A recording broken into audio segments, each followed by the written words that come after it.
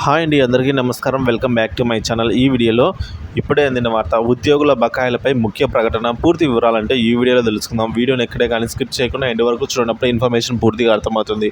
అలాగే వీడియోకి ఒక లైక్ చేయండి ఫ్రెండ్స్. వీడియోలోకి అయితే వెళ్ళిపోదాం ఫ్రెండ్స్. వేతన బకాయిలు చెల్లించాల్సిందే అని ఆదివాసీ మాతృభాష బహుభాష పండితులు అయితే ధర్నా చేశారండి. సో తమ 4 నెలల బకాయిలు చెల్లించాల్సిందే అని, ఇతర సమస్యలను పరిష్కరించాలని డిమాండ్ చేస్తూ అల్లూరు జిల్లా ఆదివాసీ గ్రామంలో గిరిజన సంక్షేమ శాఖ విద్యా విభాగంలో ఆదివాసీ మాతృభాష ఉపాధ్యాయులంతా కూడా ధర్నా నిర్వహించారు. ఆదివాసీ మాతృభాష ఉపాధ్యాయుల సంఘం, ఆదివాసీ గిరిజన సంఘం ఆధ్వర్యాన పాడేరు ఐటీడీఏ ముందు శుక్రవారం ఈ ధర్నా అయితే చేపట్టారు. తొలుత పాడేరులో భారీ ర్యాలీ అయితే నిర్వహించారు.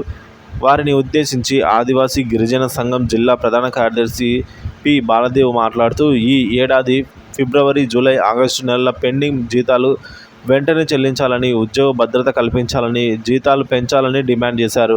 2019 నుంచి ఏజెన్సీ ప్రాంతంలో ఆదివాసీ బహుభాష విద్యా బోధన జరుగుతుందని, సో నాటి నుంచి రెగ్యులర్ ఉపాధ్యాయులతో సమానంగా వారు విధులు నిర్వహిస్తున్నారని తెలిపారు. రెగ్యులర్ ఉపాధ్యాయులు లేని పాఠశాలను సైతం బహుభాష ఉపాధ్యాయులు నిర్వహిస్తున్నారన్నారు. సో వారు ఉండటం వల్ల విద్యార్థులు ఇంకా డ్రాప్అవుట్ సంఖ్య తగ్గిందని అయితే చెప్తున్నారు. ఇక మారుమూల ప్రాంతాల్లోనూ విద్యా బోధన అందుబాటులోకి వచ్చిందని తెలిపారు. ఆదివాసీ జీవన ప్రమాణాలు పెరగడంతో బాహ్య ప్రపంచంతో అనుసంధానం అయితే పెరిగిందన్నారు. ఇంత విశిష్ట కృషి చేస్తున్న వారిపై నిర్లక్ష్యం తగదన్నారు.